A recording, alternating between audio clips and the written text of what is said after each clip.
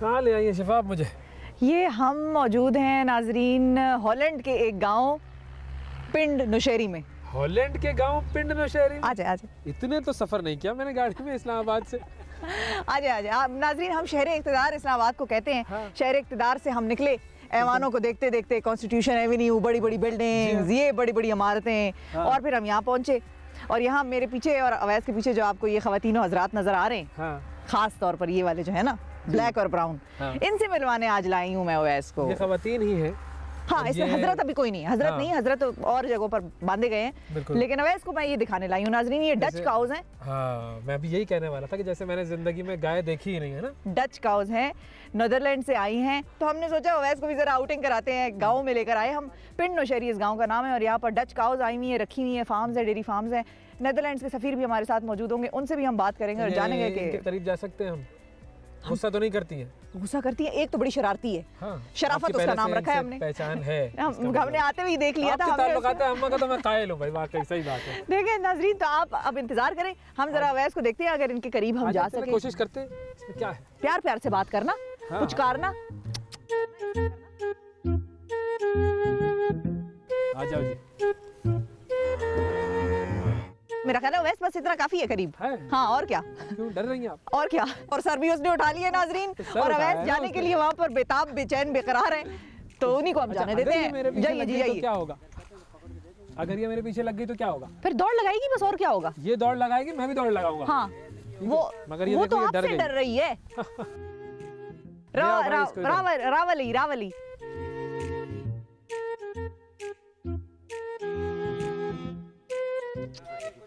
कुछ नहीं। क्या अच्छा, शराफत इसका नाम है। ये बोल भी नहीं सकती ना, इसका नाम शराफत रख देते हैं नाज़रीन। बोल भी नहीं सकती कुछ।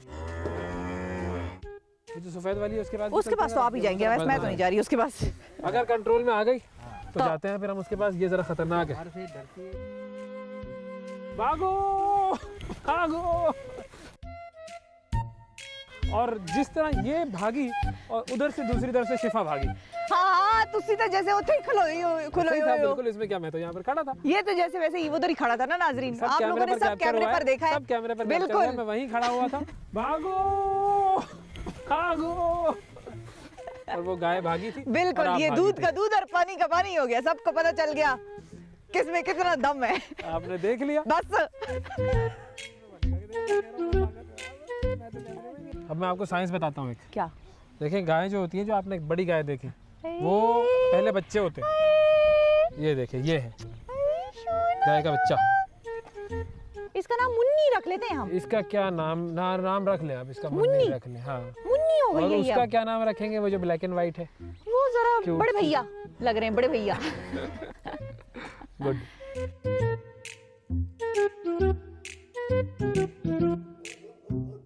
हसन साहब, अब यहाँ पर ये जो गाय हैं, जी, इनके बारे में ज़रा बताएं। ये क्या, ये भी डच गाय है? ये डच और हमारा पाकिस्तानी ब्रीड का क्रॉस है। अच्छा। और ये हमने एक एक्सपेरिमेंट किया था कि हाउ इट वर्क्स।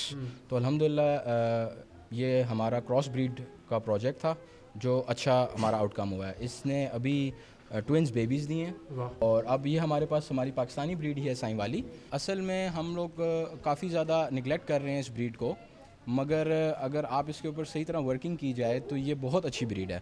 हम लोगों ने ये एक्सपेरिमेंट अब इस पे स्टार्ट किया है कि हमने इसके अंदर जो इंसेमिनेशन करवाई है वो हमने अच्छी इम्पोर्टेड ब्रीड के सीमेंस लेके हमने इनको करवाया है और उसका रिजल्ट अब हम इसका देखेंगे कि हाउ इट गोस आउट। नहीं ना, खिलाए ना। नहीं, मैं क्यों खिलाए ना, क्यों? कोशिश करें, क्या है? नहीं, ये तो मैं नहीं कर। इसमें क्या प्रॉब्लम है? कोशिश करें। शाबाश शाबाश।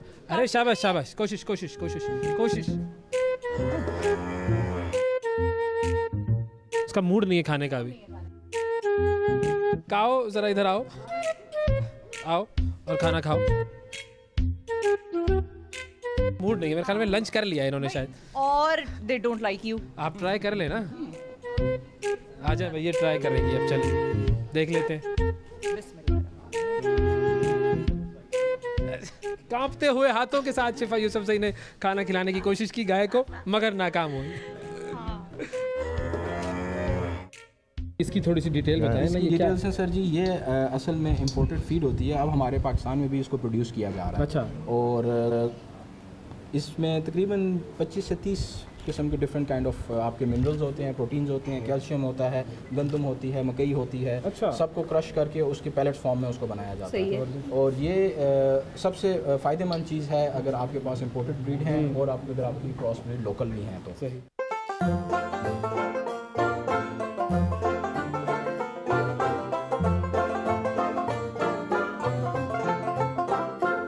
जी शिफा, ख़ास मेहमान जो थे उनसे ज़रा मुलाकात करवा दें। खास मैम तो दो किस्म के हैं, एक है डच काउज और एक है डच एम्बेसडर। तो नेदरलैंड्स के एम्बेसडर हमारे साथ मौजूद हैं and will make you meet him and talk about his experiences. Dutch cows जो पाकिस्तान आई हैं उनके बारे में भी उनसे पूछेंगे, फन फैक्ट्स पूछेंगे डच काउज के बारे में, और पाकिस्तान और नेदरलैंड्स का जो ट्रेड कोलैबोरेशंस हैं, क्या चल रहा है दोनों ममालिक के दरमियान, ये भी उनसे बात करेंगे।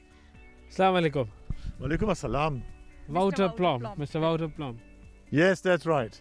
Okay, tell us about these cows. Why are they here? What are they doing here?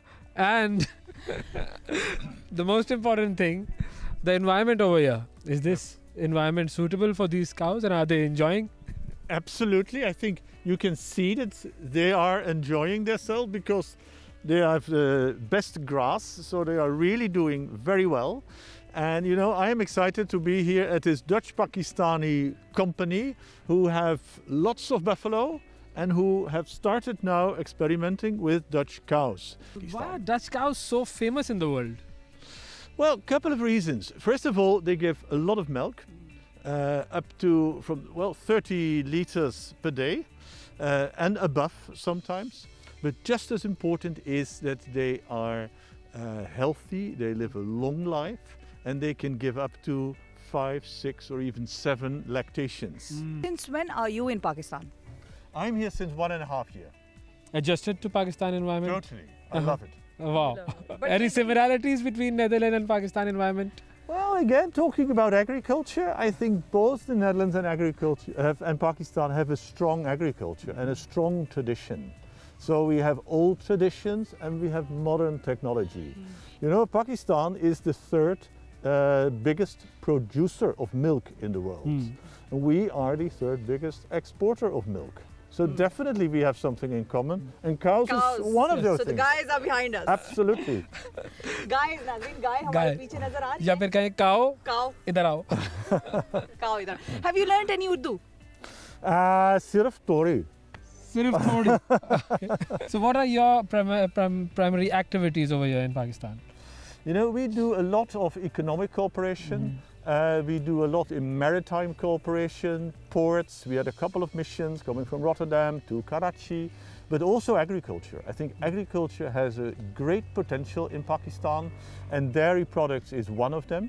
And especially now that you see that there are new regulations which go for the packaged milk, that actually creates also a lot of possibilities for milk processing, like cheese production. I think that, especially here close to Islamabad and Rawalpindi, that has great potential. We've heard you have been to quite a few places here in Pakistan. So what You know, place did you like the most? I was fortunate that I arrived 1.5 years ago. So that means that I had half a year before Before COVID. this whole COVID thing started. Now with COVID, of course, it's very complicated. But before that, fortunately, we've been many times to Lahore.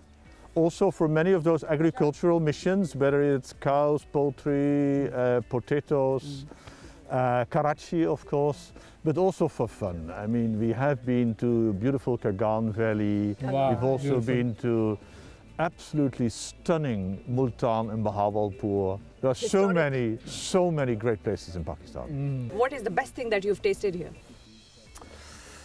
Some of the son halwa from Multan. Son halwa. Yes. Son Amazing. halwa. Multani son halwa. So And- all the Multan son halwa fans.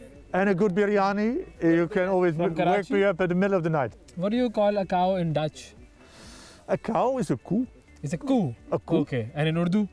It's a guy. It's a guy. So it's a coo and guy. Okay. Okay. And the grass?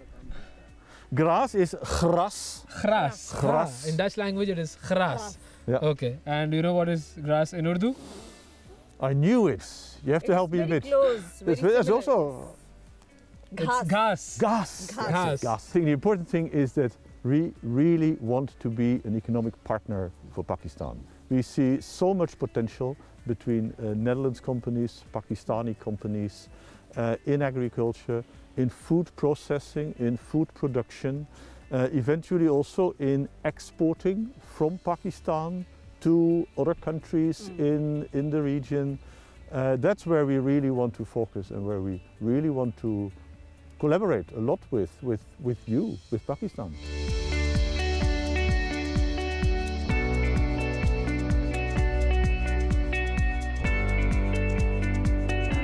तो अब हम यहाँ पे हैं और ये हमारे पीछे सारी भैंसें हैं और ये जो भैंसें हैं अब इनका टाइम खत्म हो गया बाहर का, तो अब इनको अंदर लेके जा रहे हैं और मेरा ख्याल है जो अंदर है वो उनको बाहर ला रहे हैं। अब ये कुछ शिफ्ट चेंज हो रही है, कोई काम शाम इनसे लेना है, क्या करना है, ये पूछते हैं इनसे कि ये क्या हो रहा है। जैसे ही कैमरा इनके सामने आता है ये थोड़ा सा घबरा जाती हैं। ये आपने देख लिया होगा किस तरह ये हिल रही थी।